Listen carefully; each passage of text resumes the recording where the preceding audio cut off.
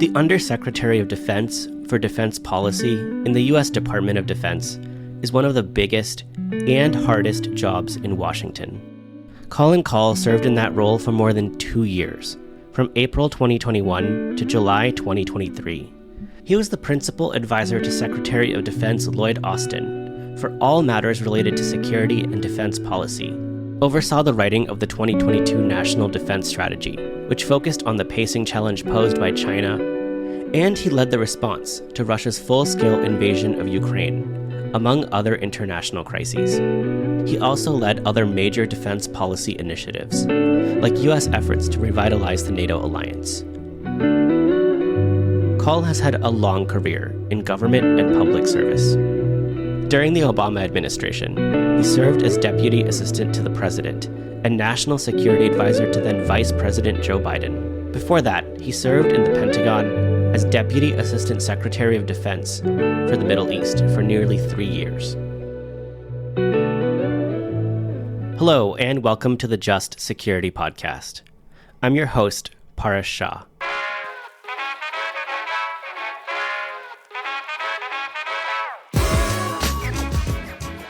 Just Security's co-editor-in-chief, Tess Bridgman, recently sat down with Kahl, who is now a senior fellow at Stanford University's Center for International Security and Cooperation, for an exit interview. Here is Tess's conversation with Colin Kahl. Thank you so much for doing this, Colin. It's wonderful to talk with you today. It's great to be with you again. Let's get right to it with one that I think will be really informative for our listeners.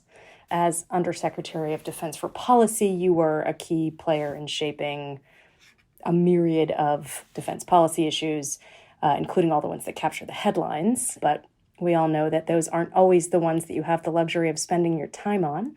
I was hoping to start with those. What occupied the most of your time in your role? What kept you up at night? And what do you wish you had been able to spend more time on?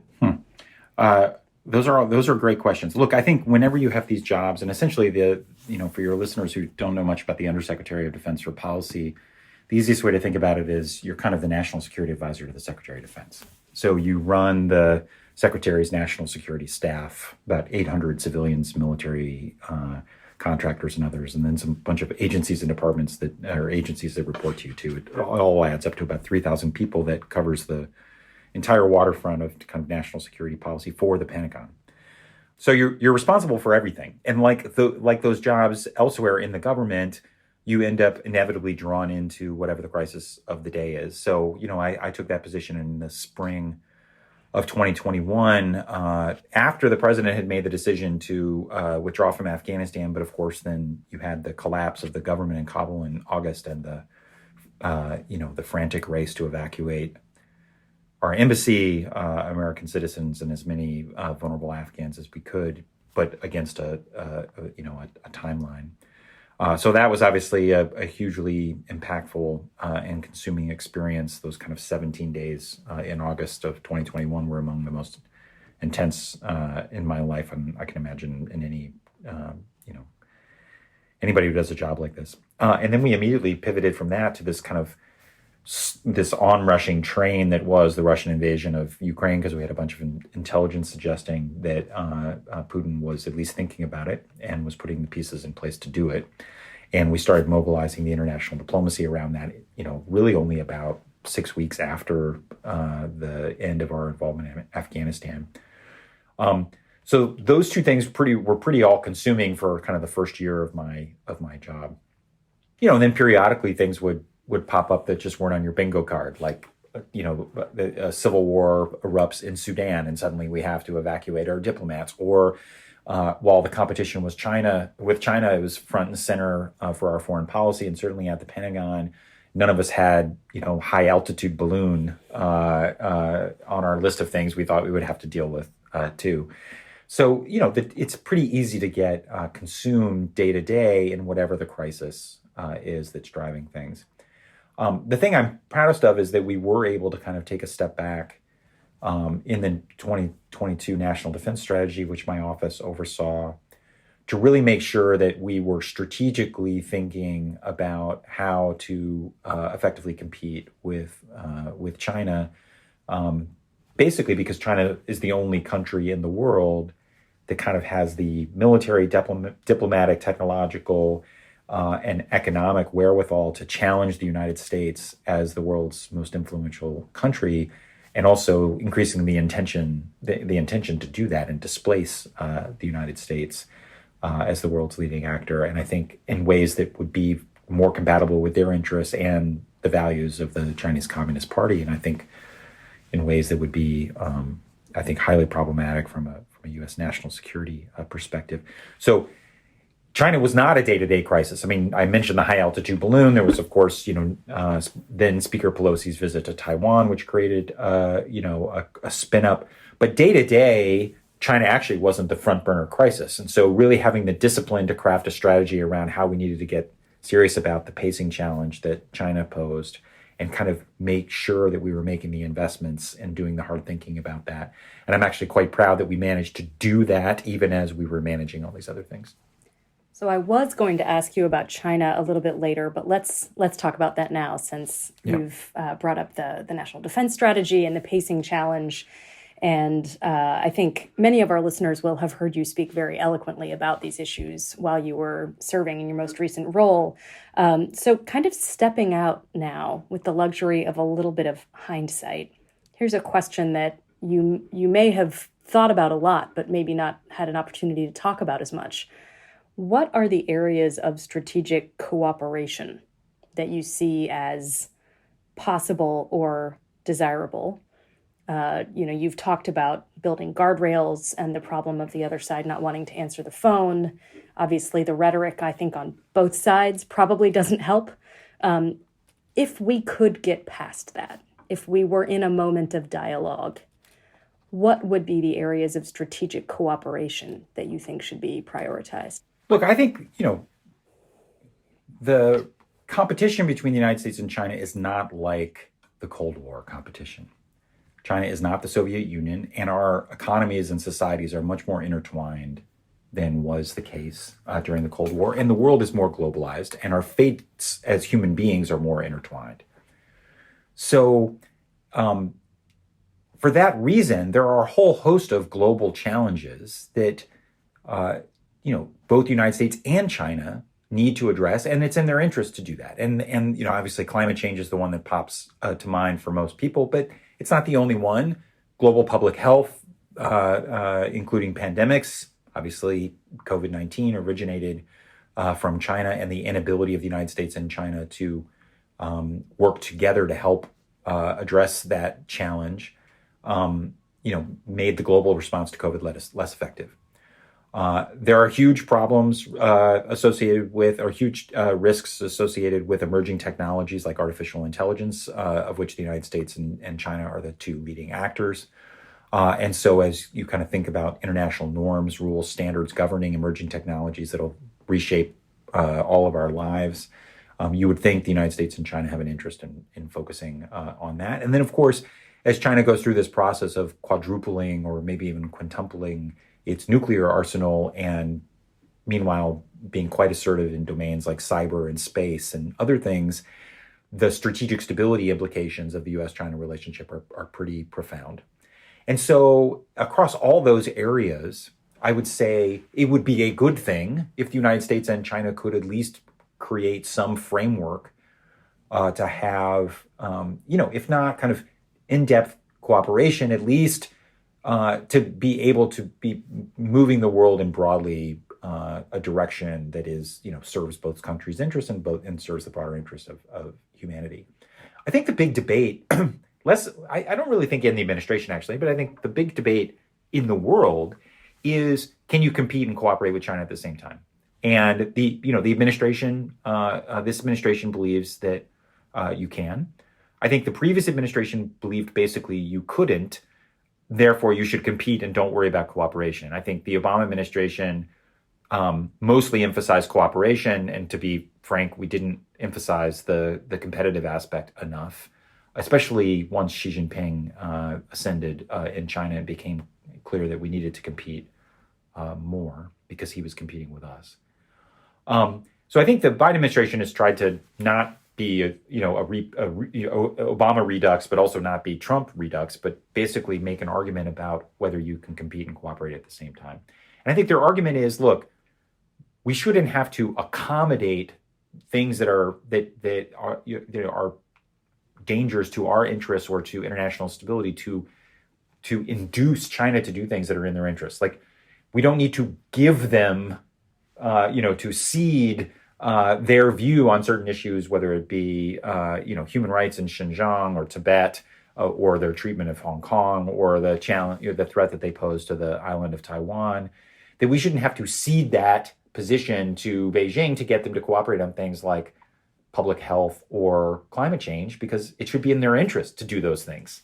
And so this notion that we have to trade our interests away to get them to cooperate on things that should be in their interest doesn't make any sense. But what we can say is, even as we're competing with them, we will be open to dialogue and cooperation on these other issues. And I think that's what the administration has tried to do.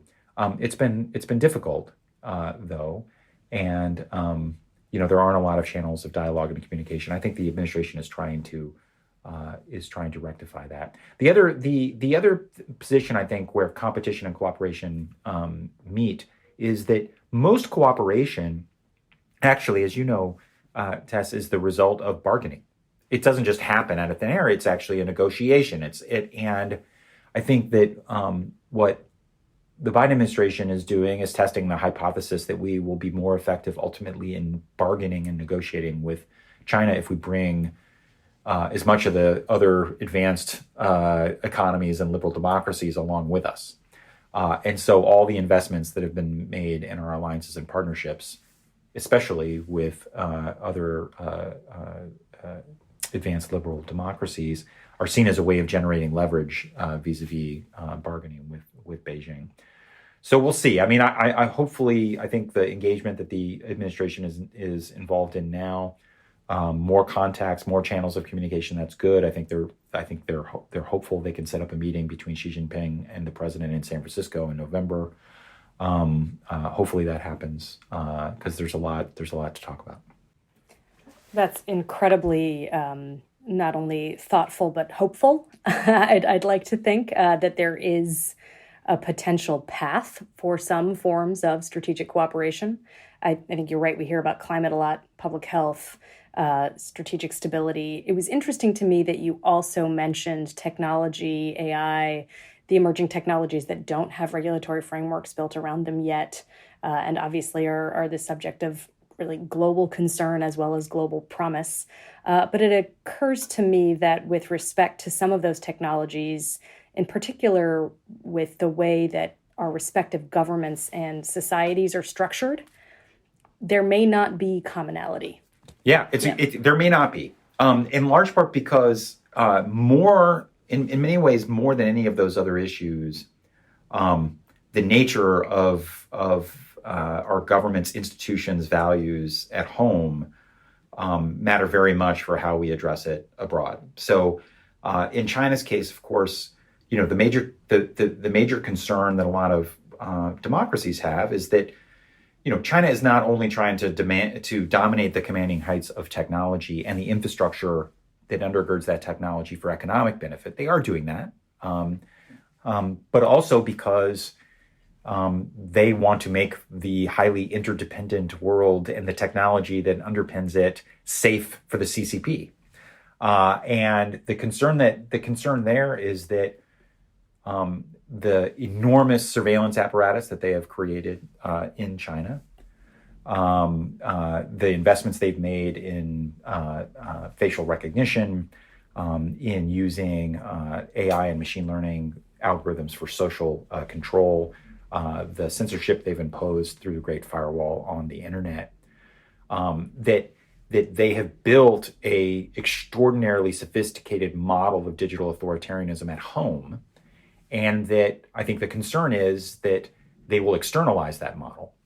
And so the more that they control 5G infrastructure, the more they control undersea cables, the more they control the transfer of data in outer space, And the more that they have access to data and can shape the norms and standards around these technologies, they will do it in favor of a more authoritarian mindset. The United States has a different view. We have our own debates within the kind of the democratic world. I don't mean that in terms of Democratic Party. I mean in terms of democracies. The Americans, the Brits, other Europeans have different views on kind of data privacy and these other issues. So there's a lot to be hashed out. But I think there's a shared concern, increasingly so, is that we don't want a world in which China sets the rules on these technologies. All of that said, AI in particular, especially generative AI, is one of these technologies that will shape our lives in ways that will beyond the control of either the United States or China.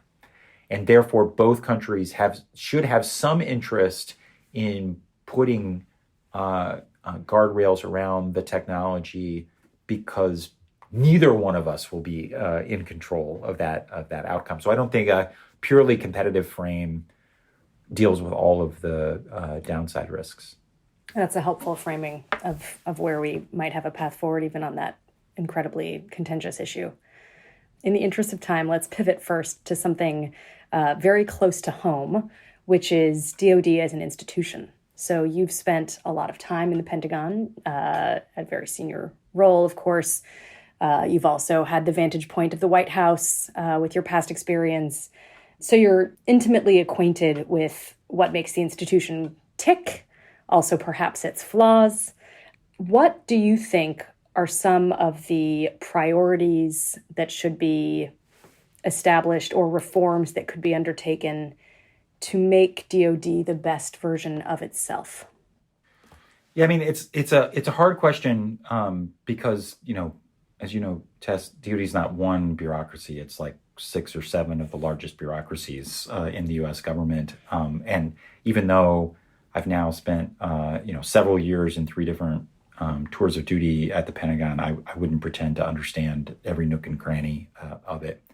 I do think, though, if we're going to be successful as a country in rising to the challenge that China poses, that Russia poses, that others, we have to do things differently at the DoD, and I think there's widespread recognition of that now. Whether it can be actually implemented or not is to be told. I mean, first, there has to be a much more sustained commitment to creating a different innovation environment. I think that is widely recognized among senior leadership at the department, in large part because so much of the innovation is now happening outside of government-sponsored labs or R&D or military investments, but is happening in the commercial sector.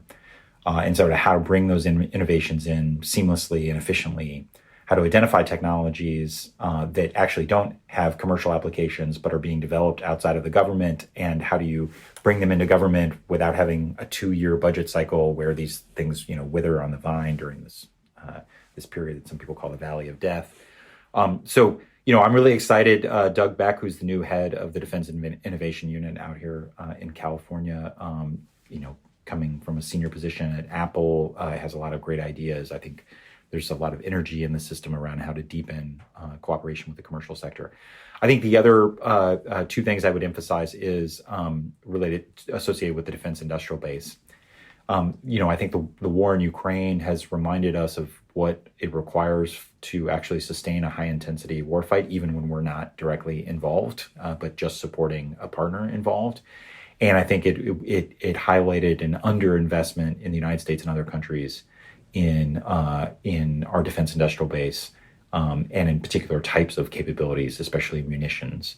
And so we've got to fix that problem. And again, the administration is completely aware of that and is making major investments, but they need to continue doing that. They need to get support from the Hill to do it.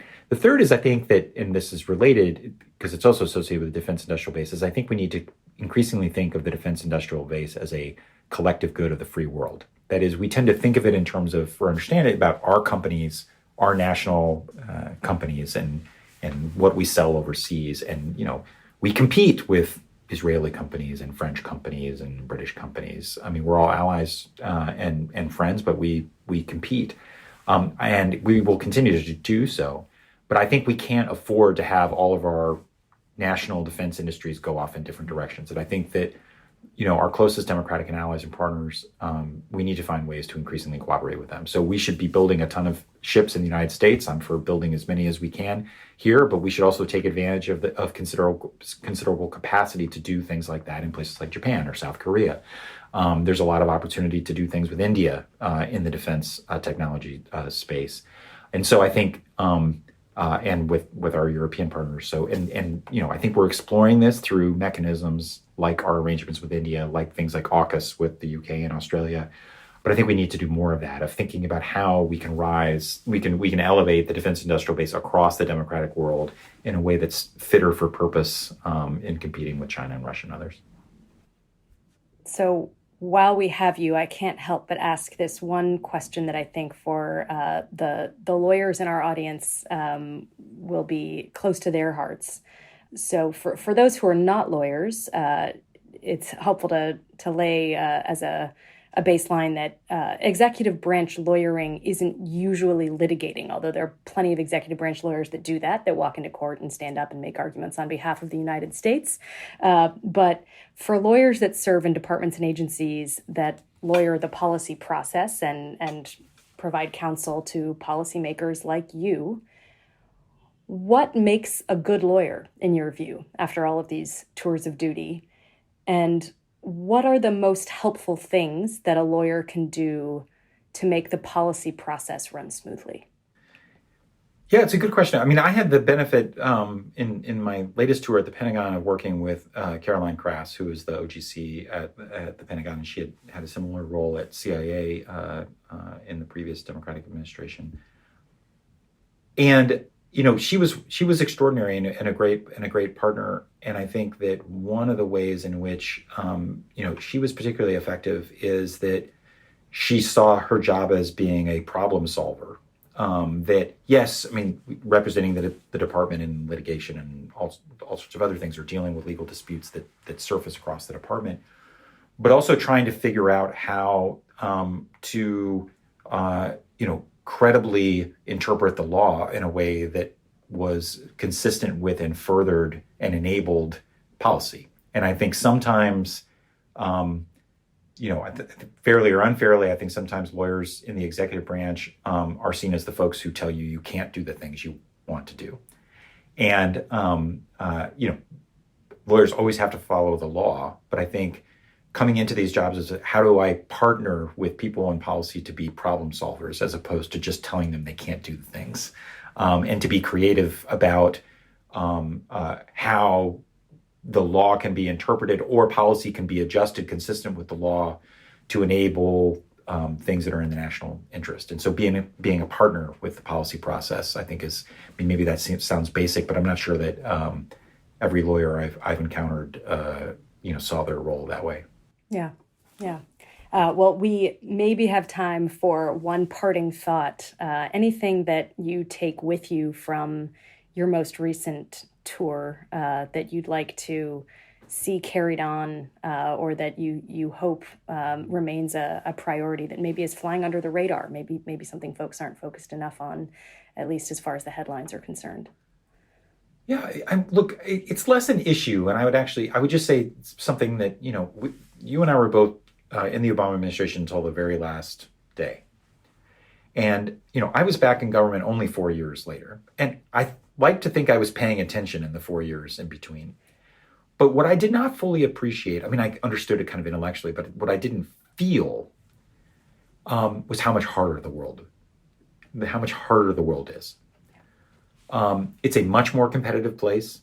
The United States remains the world's most influential actor, but it's more important than ever that we bring others alongside us.